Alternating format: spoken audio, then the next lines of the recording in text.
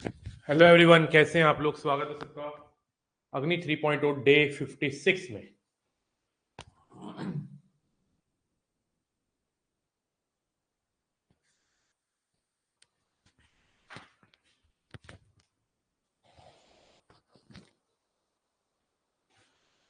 हाँ जी, मैंने आपको पूरी की पूरी थ्योरी करवाई थी सेट की, और आज हम लोगों ने और क्वेश्चंस भी कर लिए थे हमने 10, मुझे यहाँ तक याद आ रहा है। इस जिम से दौड़ के आया। अच्छा, तुम जिम भी जाते हो? मैंने भी जिम स्टार्ट कर दिया यार, पता है। हाँ, मैं दिन में 2 बार जा रहा हूँ, 2-2 घंटे। 4 घंटे जिम चल रही मेरी। इस बार तो बेटा बॉडी बना के रहूंगा मैं, सोच लिया मैंने। हाँ, कोई नहीं रोक सकता मुझे अब सिर्फ एक ही बंदे हैं जो रोक सकते हैं मुझको। वो है जिम वाले, कि वो मुझे मना कर दे आने से, कि तुम नहीं आओगे अब, बहुत ज्यादा आ रहे हो। अदरवाइज तो कोई रोक नहीं सकता भाई।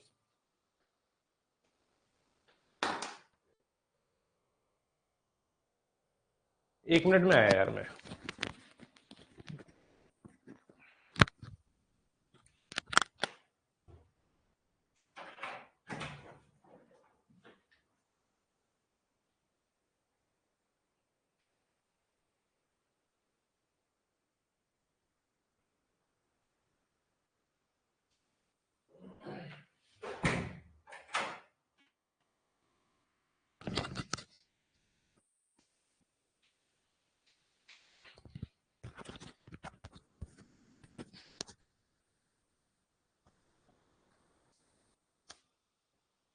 हाँ जी,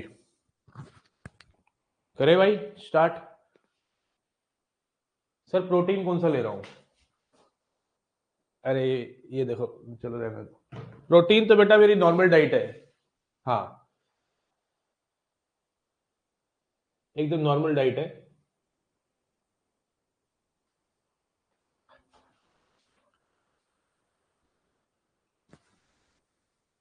चलो छोड़ो, ये बॉडी वॉडी की बातें छोड़ते, काम पे चलते हैं। कुछ करते हैं, पेपर आ रहा है सर पे। और आज हम रिलेशन भी स्टार्ट करेंगे, अगर सेट की क्वेश्चन अभी हम कुछ कर ले। अच्छा, कुछ लॉज होते हैं, पहले पढ़ा दूं आपको, जो छोटा सा पॉइंट रह गया। फिर मैं आपको बड़े प्यारे प्यारे क्वेश्चन कराऊंगा आज। लॉस पढ़ लो यार तुम, चलो। लॉस 2 मिनट का टॉपिक है लॉ का। है? पढ़ते हैं चलो। एक होता है आइडेम्पोटेंट लॉ।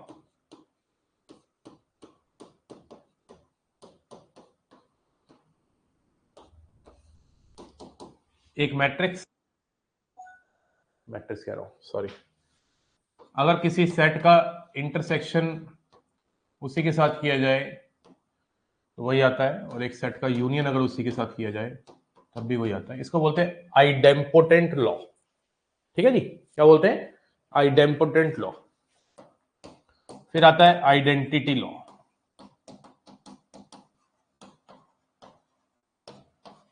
आइडेंटिटी लॉ क्या कहता है कि अगर आप ए का इंटरसेक्शन करोगे फाई के साथ तो क्या आ जाएगा?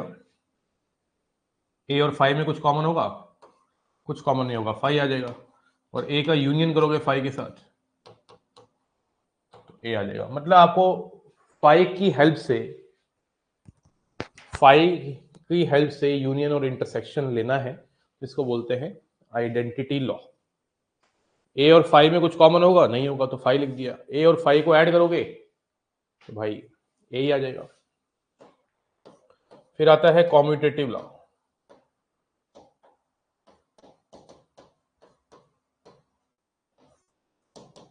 कॉम्यूटेटिव लॉ कहता है कि A intersection B, B intersection A होता है, A union B, B union A होता है, A delta B, B delta A होता है। ये तीनों जगह लगता है, सिमेट्रिक डिफरेंस में भी काम करेगा। यूनियन, इंटरसेक्शन और सिमेट्रिक डिफरेंस में ये लॉ काम करता है। ए इंटरसेक्शन बी लिखो या बी इंटरसेक्शन ए लिखो, बात एक ही है। ए इंटरसेक्शन बी लिखो या बी इंटरसेक्शन ए लिखो, बात एक ही है। बट ए माइनस बी और बी माइनस ए, मतलब डिफरेंस की बात करें तो ये कॉम्यूटेटिव नेचर शो नहीं करता, a minus B B minus A के इक्वल नहीं होता। और आपको पढ़ाऊंगा मैं जो क्रॉस ना, इसको कार्टेशियन प्रोडक्ट कहते हैं, उसमें भी ये काम नहीं करता, याद रखना। ये अभी हम पढ़ेंगे, आज पढ़ेंगे, आज आज नहीं कल पढ़ेंगे। आज तो पीवाई क्यू है शाम में, पीवाई क्यूज करेंगे आज शाम में सेट के, कल से रिलेशन पढ़ेंगे, ठीक है। तो आज मैं मिक्स क्वेश्चन कराने वाला हूं और थोड़ा सा ये लॉज रह गए थे वो हमने कर लिए डिस्कस। तो मैं ये कह रहा था कि कॉम्यूटेटिव लॉ होता है जब ए इंटरसेक्शन बी और बी इंटरसेक्शन में बराबर हो, ठीक है ना। और ये यूनियन इंटरसेक्शन और सिमेट्रिक डिफरेंस में काम करता है, और डिफरेंस में ये काम नहीं करता, और कार्टेशियन प्रोडक्ट में काम नहीं करता। हो गए 3 लॉ। हाँ मेरे भाई, अब आ जाओ तो चौथे लॉ पे। कौन से लॉ पे? चौथा,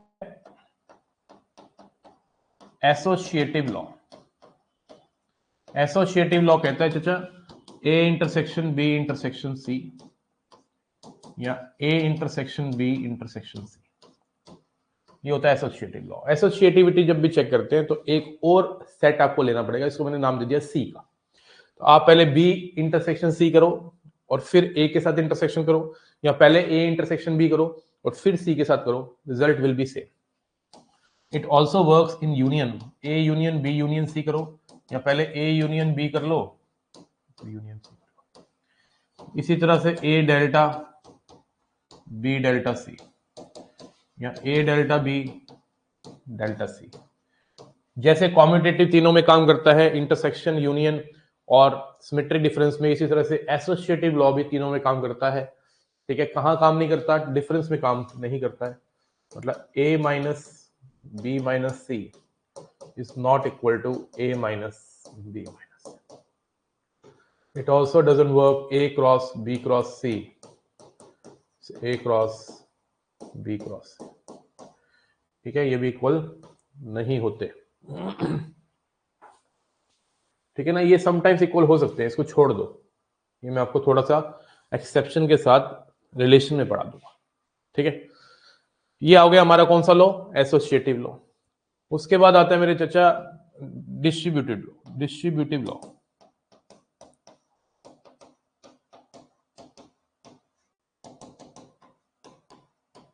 डिस्ट्रीब्यूटिव लॉ जो होता है वो कहता है ए इंटरसेक्शन बी यूनियन सी।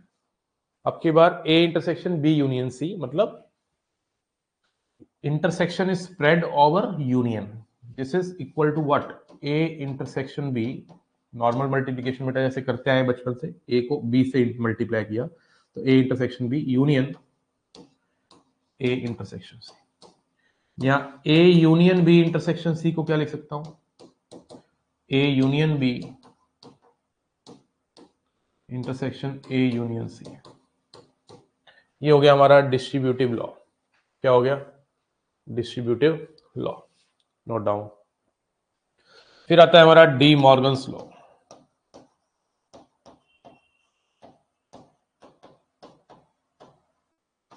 कौन सा लॉ आता है? D Morgan's law. तो डी मॉर्गन्स लॉ कहता है ए यूनियन बी का जो कॉम्प्लीमेंट है इसको आप A complement intersection B complement लिख सकते हो, और ए इंटरसेक्शन बी का जो कॉम्प्लीमेंट है मेरे दोस्त मेरे भैया वो यो लिख सकते हैं। यो क्या लिख सकते हैं? यो। तो बताओ यो यो क्लियर है कि नहीं फटाक से?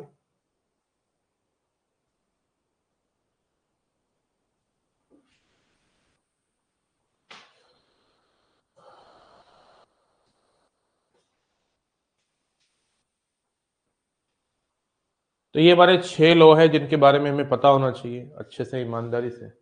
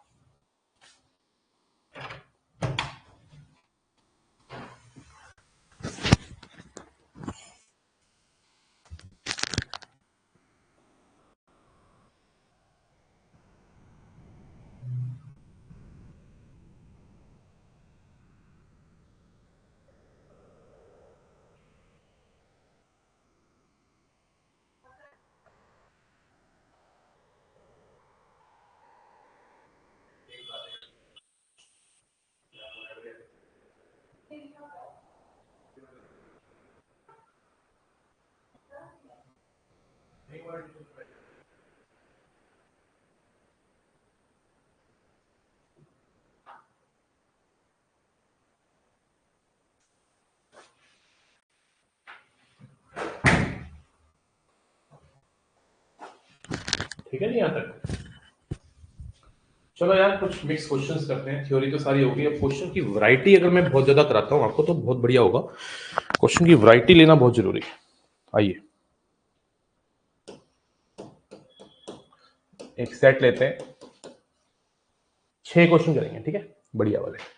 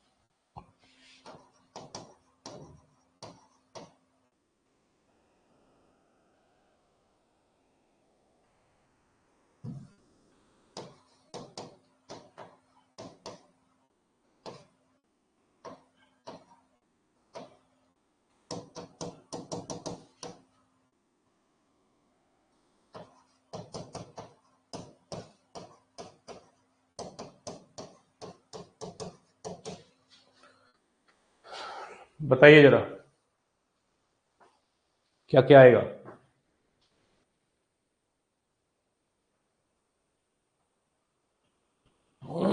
ए complement minus B complement, A complement में से बी कॉम्प्लीमेंट माइनस करेंगे, इसका मतलब होता है ओनली बी। ये मैंने बता रखा है आपको, मैं दोबारा लिखना चाहता हूं आप लोगों के लिए। ए माइनस बी का मतलब और B complement minus A complement का मतलब ओनली ए। इसी तरह से मैंने बताया था कि बी माइनस ए और A complement minus B complement का मतलब ओनली बी। अब हमें जो निकालना है क्वेश्चन के हिसाब से, ये तो मैंने बता रखा है आपको।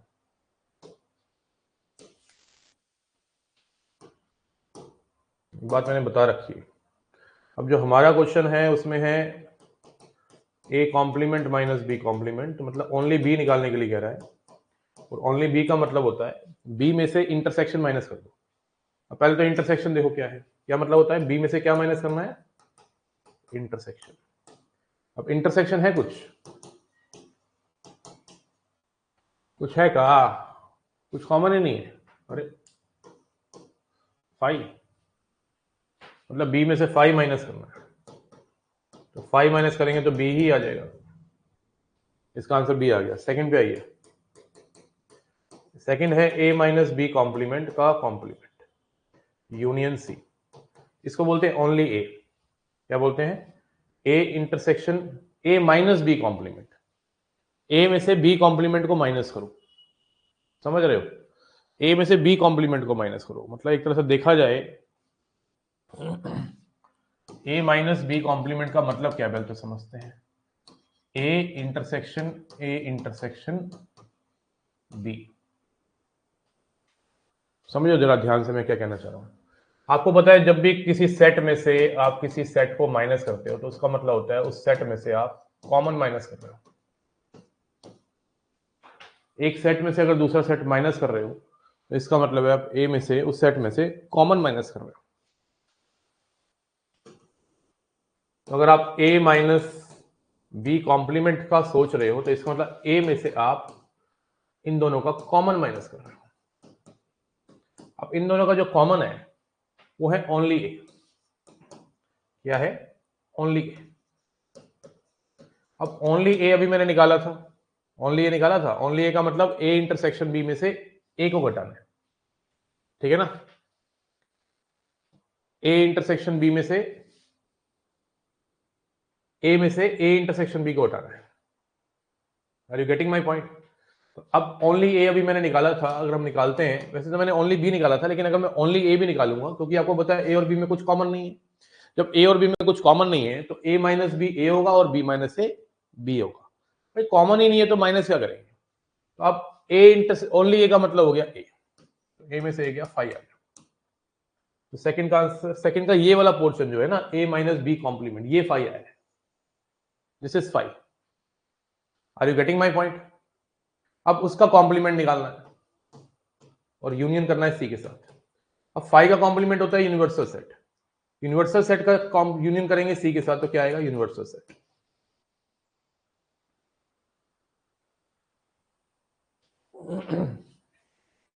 समझ रहे हैं आप क्या कहना चाह रहा हूं मैं? ए माइनस बी कॉम्प्लीमेंट, ए माइनस बी कॉम्प्लीमेंट जो है वो एक्चुअली क्या है, अगर मैं इसको वेन डायग्राम से दिखाऊं आपको, ए माइनस बी कॉम्प्लीमेंट क्या होता है, ए माइनस बी कॉम्प्लीमेंट अगर वेन डायग्राम से पढ़े तो ए कितना है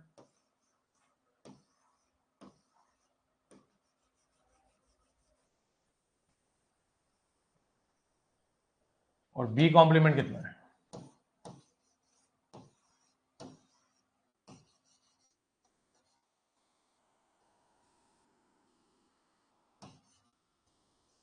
ये बी कॉम्प्लीमेंट है। तो आप मुझे बताइए, अगर आप ए में से इस पोर्शन को माइनस कर रहे हैं तो क्या बचा, ए इंटरसेक्शन नहीं बी नहीं बचा। तो एक तरह से देखा जाए तो ये इंटरसेक्शन बी है, ऐसे भी समझ सकते हो। क्या है, ए इंटरसेक्शन बी है। भाई ए में से अगर आप ओनली ए माइनस करोगे तो ए इंटरसेक्शन बी ही तो बचेगा, ऐसे भी समझ सकते हो। 5 तो हुआ ना, ए इंटरसेक्शन बी कितना है 5, तो फाइनली एक्चुअली जो आया है ये, ठीक है, ये जो आया है ये 5 आया है। अब 5 का कॉम्प्लीमेंट यूनियन सी, 5 का कॉम्प्लीमेंट यूनिवर्सल सेट होता है, यूनिवर्सल सेट का यूनियन सी के साथ करोगे तो यूनिवर्सल सेट आएगा। तो यहां पे इसका आंसर आ गया यूनिवर्सल सेट, ठीक है ना। इसका आंसर क्या आ गया था, ओनली, इसका आंसर क्या आ गया था, बी आ गया था।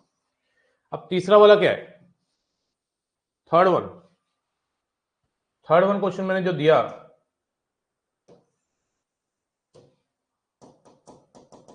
थर्ड क्वेश्चन जो दिया है वो a minus B union b minus C union c minus A, ठीक है जी। अब a माइनस बी, ए में से b को घटाओ, a में से क्या घटाओगे, b को। जब a में से आप b को घटाओगे तो कुछ नहीं आएगा, a ही आ जाएगा। क्या आ जाएगा, a यूनियन b में से c को घटाओ, b में से c को घटाओगे तो कॉमन क्या घटेगा, कॉमन क्या है, एक तो 2 है और एक 6 है, तो b में से अगर 2 को हटाओगे, b में से अगर c को घटाओगे तो कॉमन घटाओगे तो 2 हटेगा और 6 हटेगा, क्या बचा, 4 और 5। फिर आप c में से a को हटा रहे हो, तो c में से अगर आप a को हटा रहे हो तो क्या हटेगा, कुछ कॉमन है, एक तो 0 है, एक 3 है, तो क्या बचा, -2 2 6। और a कितना है, a है -1 0 3 6 यूनियन 4 5 यूनियन -2 2 6, कितना आ गया, -1 0 3 6 4 5 -2 2 6, 2 बार आ रहा है तो 6। समझ रहे हैं आप बात को कि नहीं? आपने जब सी में से ए को हटाया, लास्ट वाला देख लेते हैं एक बार, थोड़ा सा मुझे लास्ट वाले में थोड़ा डाउट है, -2 2 6 वाले में, जब आपने सी में से ए को हटाया तो क्या पाया, सी में से जब आप ए को हटा रहे हो तो क्या हटा रहे हो, 0 हटा रहे हो और 3 हटा रहे हो, तो -2 2 6 बच गया, बिल्कुल ठीक है, एकदम परफेक्ट है। तो ये आ गया हमारा आंसर। बढ़िया क्वेश्चन थे भाई तीनों, है ना, बोलो। ए इंटरसेक्शन बी में 4 कॉमन है, oh my god, A intersection B में 4 कॉमन है, अच्छा, अच्छा, ये तो सारी काया पलट गई। ए इंटरसेक्शन बी में 4 कॉमन है, तो ओनली ए जो आ गया वो फिर 5 नहीं आया, इसका मतलब 4 कॉमन है तो क्या आ गया, -1 0 3, इसका मतलब -1 0 3। ठीक है, ठीक है। तो यहाँ पे A intersection B complement only, ये फाई नहीं आया ना, इसका मतलब फाई नहीं आया, तो क्या आया, ओनली ए जो है उसमें से ए में से बी को घटाया तो क्या बचा, -103। अब ए में से -103 हटाएंगे तो कितना आ जाएगा, 4। तो ये 4 आ गया, ठीक है ना। पहले वाला तो ठीक है एकदम, ये 4 आ गया। अब 4 का कॉम्प्लीमेंट करेंगे तो 4 को छोड़ के सारे नंबर्स, और फिर इसका यूनियन कर देंगे सी के साथ, ठीक है। तो एक तरह से मुझे लग रहा है यूनिवर्सल सेट ही आ जाएगा वापस। बस ये है कि यहाँ पे 4 नहीं है, बस यही फर्क है कि यहाँ पे 4 नहीं है बेटा, ठीक है ना। यहाँ पे 5 नहीं है, सॉरी 4 आएगा। अब 4 का कॉम्प्लीमेंट, 4 का कॉम्प्लीमेंट का मतलब है 4 को छोड़ के सारे के सारे, -2 -1 0 1 2 3 5 6, और फिर सी का यूनियन 2 4 5 6। तो फाइनली आंसर जो आ जाएगा वो आना आपका यूनिवर्सल सेट ही है, आना हमारा यूनिवर्सल सेट ही है। अब यहाँ आइए, a माइनस बी में, a में से जब b को घटाया है ना, जब a में से b को घटाया तो यहाँ पे कितना आया, जब a में से b को घटाया तो देखते हैं, a में से जब b को घटाया तो कितना आया, 4 हट गया, -103। हाँ,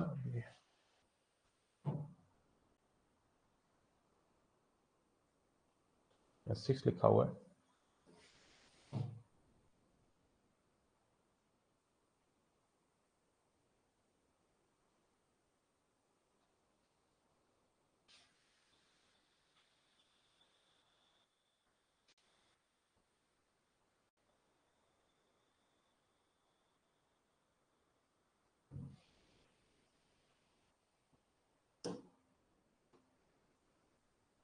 -103 हो गया ना ये, और b में से c को हटाया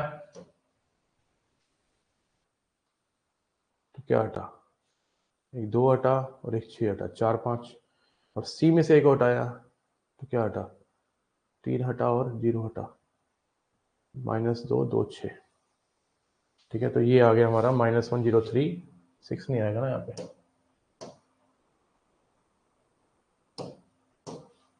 ये आ गया।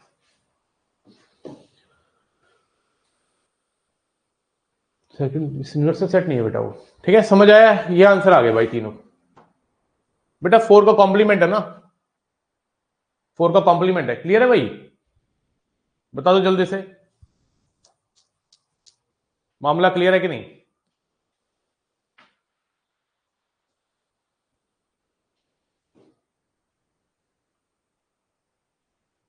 अरे यार कहाँ गलती हो रही है, क्या कह रहे हो, मुझे समझ नहीं आ रही तुम्हारी बात।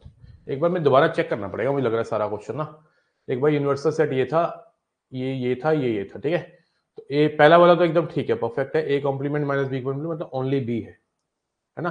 तो यहाँ पे ओनली बी में भी इंटरसेक्शन माइनस हुआ है ना, इंटरसेक्शन माइनस हुआ है। तो इंटरसेक्शन जो था ए इंटरसेक्शन बी, ठीक है ना, ए इंटरसेक्शन बी में 4 था तो 4 माइनस होगा, बी में से 4 चला गया तो 2 5 6 रह गया, क्या रह गया, 2 5 6, ठीक है। तो ये एक तो आ गया हमारा फर्स्ट का आंसर। अब a माइनस बी कॉम्प्लीमेंट होता है a intersection B, a intersection B हो गया 4, 4 का कॉम्प्लीमेंट कितना होगा, 4 का कॉम्प्लीमेंट, 4 का कॉम्प्लीमेंट हो गया 4 को छोड़ के, 4 को छोड़ के क्या लिखूं, -2 -1 0 1 -2 -1 0 1 2 3 5 6, और यूनियन सी, और सी कितना है, -2 0 2 3 6। अब इनका यूनियन करोगे तो यूनिवर्सल सेट ही दोबारा है, क्या प्रॉब्लम है। अब a minus B, b minus C और c माइनस से, a माइनस बी, a में से b को घटाओ -103 आ गया, b में से c को घटाओ, b में से c को घटाएंगे तो कितना आएगा, 2 हटा और क्या हटा, बस 2 ही हटा, तो 4 5, 2 हटा और 6 हटा, कॉमन हटता है ना, तो 4 और 5 आ गया, और c में से a घटा तो क्या हटा, 0 और 3 हटा, कितना बचा, -2 2 6। अब इसको ऐड कर दो, -103 4 5 -2 2, ये हमारा आ गया, क्या प्रॉब्लम है, एकदम सही है अब तो। ठीक है, वो प्लस छोटी सी शुरुआत में इंटरसेक्शन में गलती होगी थी मुझसे, बाकी तो प्रोग्राम एकदम ओके है। समझ आया कि नहीं आया? अब बोलो।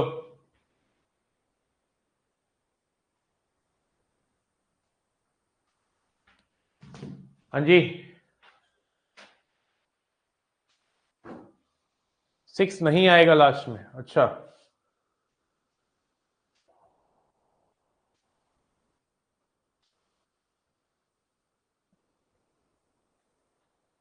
कहाँ पे?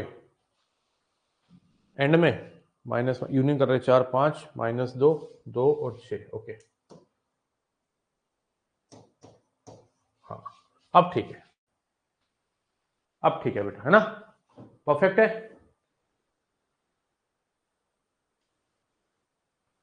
यूनिवर्सल सेट कहाँ लिखा है मैंने बेटा, कहाँ लिखा है? हर्षित, हर्षित नींद में है क्या बेटा तू? अभी ये वाली बात मैं इतनी देर से बता रहा हूं, ये तो बहुत देर होगी मेरे को बताया हो कि 4 नहीं। 4 का कॉम्प्लीमेंट मैंने कहाँ लिखा यूनिवर्सल सेट भाई? है,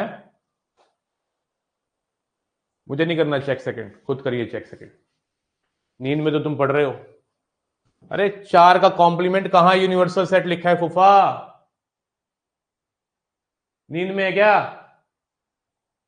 कहां लिखा है मैंने यूनिवर्सल सेट? वो तो पहले लिखा था, मैंने ठीक कर दिया है। इस बात को भी 5 मिनट हो गए। ध्यान कहां होता है तुम्हारे क्लास के अंदर? अभी मैंने बताया कि मुझसे गलती हो गई थी, यहां पे 5 लिख दिया था बाय मिस्टेक मैंने। ये ए इंटरसेक्शन बी होता है, ए माइनस बी कॉम्प्लीमेंट, और वो 4 है। 4 का कॉम्प्लीमेंट कहां लिखा है मैंने यूनिवर्सल सेट? ठीक है भाई, बढ़े आगे। चलिए क्वेश्चन नंबर 2 लेते हैं। If n of A equal to 10, n of B equal to 3, find minimum and maximum value of n of A union B. N of A union B की minimum और मैक्सिमम वैल्यू अगर आपको निकालनी है तो कैसे निकालते हैं? अगर आपको एक सेट और दूसरा सेट दे रखा हो, पहले वाले सेट में 10 है, दूसरे वाले सेट में 3 एलिमेंट हैं, और आपको n of A union B की मैक्सिमम और मिनिमम वैल्यू निकालनी है। आपको पता है n of A union B का फॉर्मूला होता है n of A plus n of B minus n of A intersection B, right. अब आप मुझे बताइए, ये हो गया 10, ये हो गया 3। अब ए इंटरसेक्शन बी की वैल्यू हमें नहीं पता, तो n of A union B की मिनिमम और मैक्सिमम वैल्यू सारी किसके ऊपर डिपेंड करेगी? ए इंटरसेक्शन बी पे। तो यहां से दो केस अराइज होते हैं। यहां तो भाई ए सबसेट होगा पूरा का पूरा बी का, जब ए बी के अंदर होगा, या बी ए के अंदर होगा। ए बी के अंदर होगा, ए बी के अंदर होना मुश्किल है क्योंकि ए के अंदर एलिमेंट ज्यादा है, बी के अंदर थोड़े कम है। तो पहला केस हो गया कि बी जो है अगर ए का सबसेट हुआ, मतलब बी के जो एलिमेंट्स है एग्जैक्टली सेम वही ए के अंदर भी है, तो उस केस में तो मेरे बच्चे ए इंटरसेक्शन बी जो हो जाएगा 3 आ जाएगा, राइट। तो उस केस में क्या हो जाएगी, जो वैल्यू आ जाएगी ए यूनियन बी की वो आ जाएगी 10। क्या हो जाएगी? 10, क्योंकि यहां पे 10 प्लस 3 और इसकी वैल्यू कितनी हो जाएगी? 3, तो 3 से 3 कट जाएगा, 10 आ गई। ये हो गई मिनिमम वैल्यू, इससे कम नहीं हो सकती। जब ये सारे के सारे एलिमेंट बी के इसके अंदर पाए जाएंगे तो उस केस में ए यूनियन बी जो होगा वो 10 प्लस 3 माइनस 3 हो जाएगा, कट के 10 आ जाएगा। दूसरा केस है कि ए और इंटरसेक्शन बी 5 हो, मतलब कहने का क्या, डिसजॉइंट सेट्स हो, म्यूचुअली एक्सक्लूसिव सेट्स हो। डिसजॉइंट सेट्स के केस में ए इंटरसेक्शन बी 5, मतलब ये 10 अलग, ये 3 अलग, तो उस केस में n of A union B हो जाएगा 10 प्लस 3 माइनस 0 13। तो ये आ गई मैक्सिमम वैल्यू और ये हो गई मिनिमम वैल्यू। और अगर आपसे रेंज पूछी जाए ए यूनियन बी की, हो गई 10 से 13। कितनी होगी? 10 से 13। क्योंकि मैंने तो जो आपको केस बताया है वो ये बताया है कि बी जो है, मैंने जो केस बताया है वो तो ये बताया है कि जो बी है वो ए के अंदर है। मैंने जो केस बताया है वो ये है, जो बी है वो ए के अंदर है, और एक केस मैंने बताया है कि जो बी है वो एग्जैक्टली बाहर है इसे। लेकिन इसके बीच का भी तो एक रास्ता होगा, जब ये धीरे धीरे धीरे धीरे बाहर निकलेगा, तो जब ये बाहर निकलेगा तो ऐसी सिचुएशन होगी, ये थोड़ा सा यूं काटेगा, थोड़ा और काटेगा, धीरे धीरे तो बाहर निकलेगा ना। तो यहाँ पे जो हमारा ए यूनियन बी है पूरा का पूरा 13 है। यहाँ पे कितना है ए यूनियन बी, यहाँ पे ए यूनियन बी कितना है 13 है, और यहाँ पे ए यूनियन बी कितना है 10 है। तो 10 से 13 का जो रास्ता होगा उसमें ए इंटरसेक्शन बी के बीच में हो सकता है कुछ कॉमन हो। अभी तक तो मैंने कंप्लीट कॉमन ले लिया था बी, और एक बार ले लिया था 5, तो हो सकता है कुछ कुछ कॉमन हो। ठीक है, मैंने तो एक बार इंटरसेक्शन 0 ले लिया है और एक बार इंटरसेक्शन 3 ले लिया है। क्या पता 0 और 3 के बीच में भी कुछ कॉमन हो। लाइक यहाँ पे देखो सिचुएशन है, 2 एलिमेंट कॉमन होते हैं, तो उस केस में आंसर क्या आता है 10 + 3 - 2 11 हो जाता। मतलब आपकी रेंज आ गई एक तरफ से, मिनिमम वैल्यू कितनी हो गई इतनी। तो ऐसा क्वेश्चन कभी आए तो मैं आपको बता देता हूं कि आपको कुछ नहीं करना होता ऐसे क्वेश्चन में। मैक्सिमम वैल्यू इन दोनों का एडिशन होती है, और मिनिमम वैल्यू जो बड़ा नंबर होता है दोनों में से वो होती है। ये शॉर्टकट हो गया। Are you getting my point?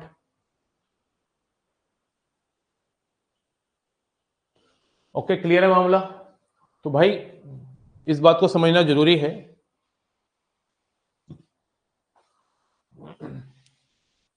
इस बात को समझना जरूरी है कि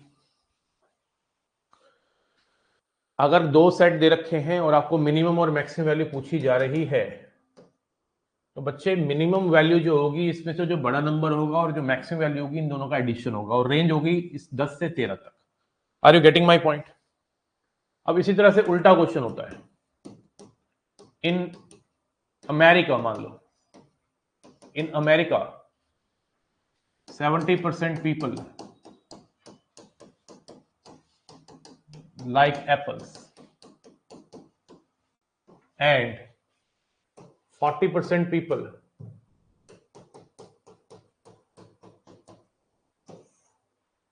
like oranges and X% people like both. Find range of X. तो आप मान के चलेंगे कि अमेरिका में सारे लोग कुछ ना कुछ खाते हैं। आपने टोटल अमेरिका की जनता को ले लिया 100% यूनियन, ठीक है ना। तो अब यहां पे वो कह रहा है अमेरिका के अंदर, हम इसके अंदर ये मान के चल रहे हैं कि every person in America Yeats either Apple और ऑरेंज, ठीक है। नो वन इज देयर जो कुछ नहीं खाता, कोई ऐसा वहां नहीं है जो कुछ नहीं खाता, दोनों में से कुछ ना कुछ खाता है। मतलब आपको वो कह रहा है कि एप्पल खाने वाले लोग हैं वहां पे कितने, 70%। 70%, मैं 70 लिख रहा हूं, परसेंटेज नहीं लिख रहा। और ऑरेंज खाने वाले लोग कितने हैं, 40%, ठीक है। और दोनों खाने वाले कितने हैं, X%। तो अगर मैं आपसे पूछूं कि बताइए कि यहाँ पे परसेंटेज क्या होगी एक्स की, मिनिमम कितना हो सकता है, मैक्सिमम कितना हो सकता है। अगर आप इसके अंदर यूनिवर्सल सेट ले रहे हो 100 को, अगर आप इस क्वेश्चंस के अंदर ये सोच रहे हो कि सर कुछ लोग ऐसे भी हो सकते हैं कि दोनों में से कुछ ना खाते हो, तो उस केस में मेरे दोस्त पता क्या होता है, उस केस में आप ये परसेंटेज नहीं निकाल पाओगे। आपको इसी फॉर्मूले का सहारा लेना है, A union O is equal to N of A plus N of O minus N of A intersection O। तो N ऑफ A यूनियन भी आप 100 लेंगे, N ऑफ ये हो गया 70, ये हो गया 40 माइनस X। तो यहां से एक तरफ से तो X की वैल्यू आ गई कितनी, 10%, ठीक है ना। तो मिनिमम क्या हो गया, 10 हो गया। मतलब इससे तो कम बनती नहीं है बात, है ना। 10% तो पक्का होंगे, क्योंकि अगर आपने 10% नहीं लिया, मान लो 0 ले लिया, तो ये हो गया 100 इक्वल टू 110, ये तो बैलेंस ही नहीं हो पाएगा। 100% कुछ ना कुछ लोग तो ऐसे हैं यहाँ पे, कंफर्म बात है, कुछ ना कुछ लोग तो यहाँ पे हैं जो दोनों चीजें खा रहे होंगे, क्योंकि बैलेंस करने के लिए 100 को इक्वल टू 100 बिठाने के लिए मुझे कुछ तो माइनस करना पड़ेगा, और वो कुछ जो है वो कॉमन वाले लोग हैं। तो आप कह सकते हैं मिनिमम तो 10 को रखना ही पड़ेगा। अब ये मिनिमम 10 है, मैक्सिमम कितना हो सकता है, ये मिनिमम 10 है। मतलब ये हो गए हमारे एप्पल वाले लोग, और ये हो गए हमारे ऑरेंज वाले लोग, ये 10% है। लेकिन ऐसा भी हो सकता है ये जो ऑरेंज वाले लोग हैं ये धीरे धीरे धीरे धीरे एप्पल के अंदर आ जाए, धीरे धीरे धीरे ऐसा हो सकता है कि ये एकदम अंदर आ जाए, जिससे क्या होगा, इंटरसेक्शन जो है एप्पल और ऑरेंज वाला वो बढ़ेगा। तो आप कह सकते हैं कि मैक्सिमम कहां तक जा सकता है, कितना अंदर आ जाएगा, कॉमन कितना हो जाएगा, कॉमन ही खुद हो जाएगा, और कितना हो जाएगा, कॉमन ही खुद हो जाएगा भाई 40%, इससे ज्यादा क्या होगा, तो 10 से 40 इसकी रेंज आ गई। Are you getting my point? Are you getting my point or not? Tell me.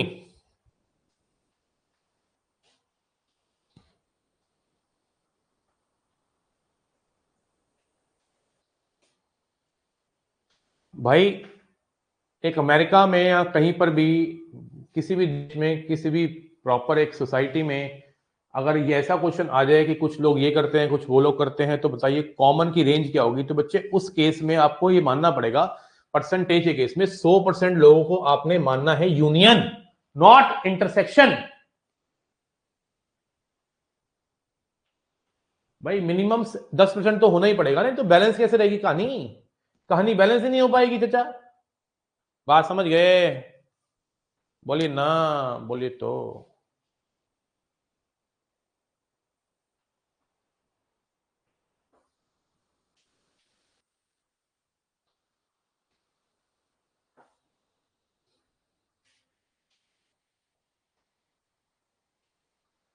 ठीक है,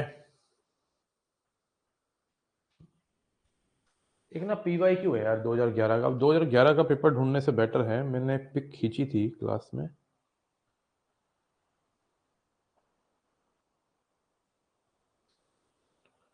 पता नहीं मैंने मेल पे डाली है कि नहीं, पिक मैंने खींची थी, मैं जरा मेल पे ले लेता हूँ, वो क्वेश्चन मुझे करवाना है। हाँ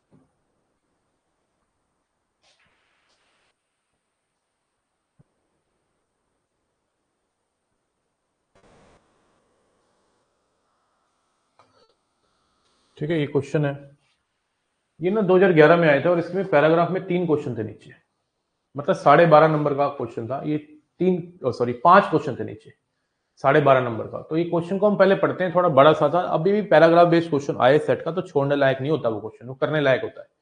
तो इस क्वेश्चन में क्या है,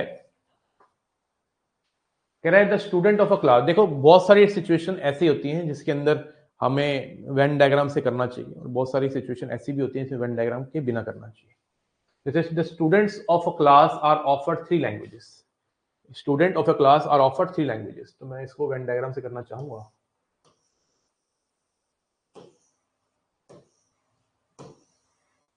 इंग्लिश, हिंदी, इंग्लिश और फ्रेंच। तो इन टुकड़ों का मैं कुछ मान लेता हूँ, ये ए ले लेता हूँ, ये बी ले लेता हूँ, ये सी ले लेता हूँ, ये डी ले लेता हूँ, ये ई, ये एफ, ये जी, ये H.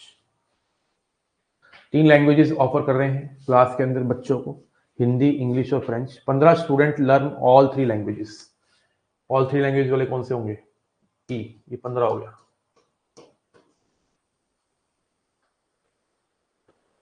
28 students do not, 28 student do not learn any language, बाहर वाले H.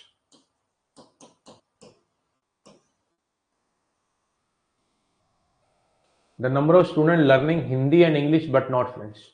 Hindi and English but not French. Hindi and English but not French, मतलब B. Is twice the number of students learning Hindi and French but not English. Is twice the number of students learning Hindi and French but not English. Hindi and French हो गया D और E. But not French, but not English, तो D, B to D के इक्वल। तो यहां से the number of student learning English and French, English and French, the number of student learning English and French but not Hindi, मतलब F is thrice the number of student learning Hindi and French but not English, D. 23 student learn only Hindi, only Hindi मतलब A दे रखा है, ये 23 है, ये तो पता ना ओनली वाला पोर्शन ये होता है, ये ए दे रखा है। 17 student learn only English, only English, C दे रखा है।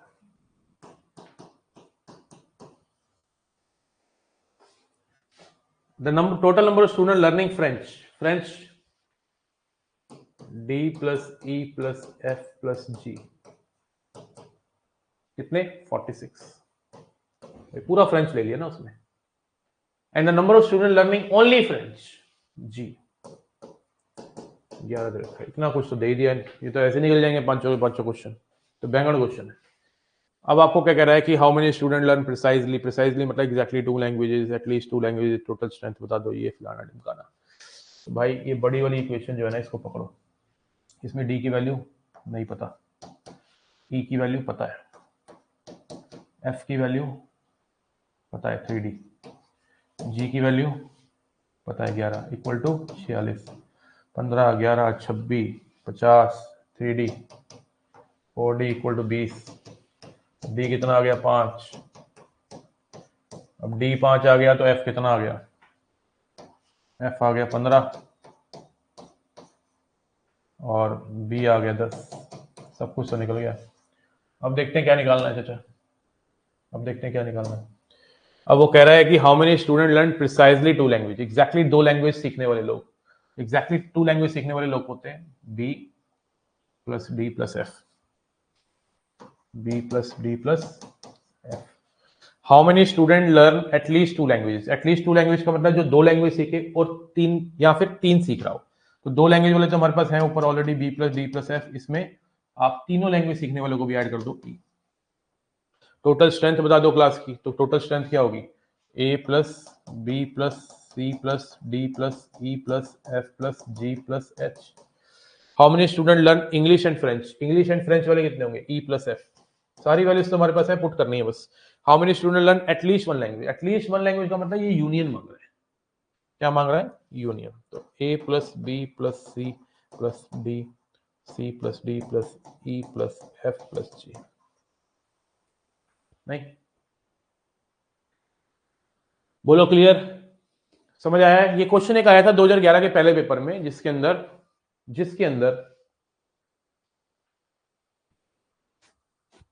2011 के इस पेपर में 5 क्वेश्चन, 2011 ही था जो भी था, आई थिंक 2011 ही था, 5 क्वेश्चन 12.5 नंबर भाई।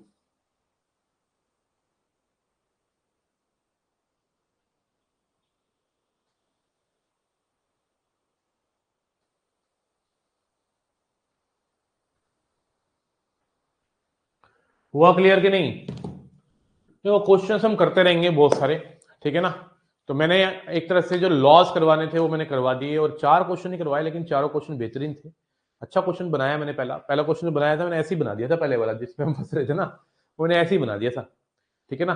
तो भाई शाम को एक बार मैं सोच रहा हूँ PYQs प्लस क्वेश्चन कराऊँ आपको, और मैं चाहता हूं कि आप सेट के कहीं से भी क्वेश्चन कर रहे हो सारे कर डालो, ठीक है। असाइनमेंट में मैंने थोड़े कम क्वेश्चन दिए हैं, लेकिन PYQs बड़े इंपॉर्टेंट होते हैं इसके सेट के, वो करिए। कल शाम की क्लास भी इन्हीं क्वेश्चंस की तरह रहेगी, और PYQs उठा लेंगे 4 से 5 पेपर के, और बाकी पेपरों के आप करोगे।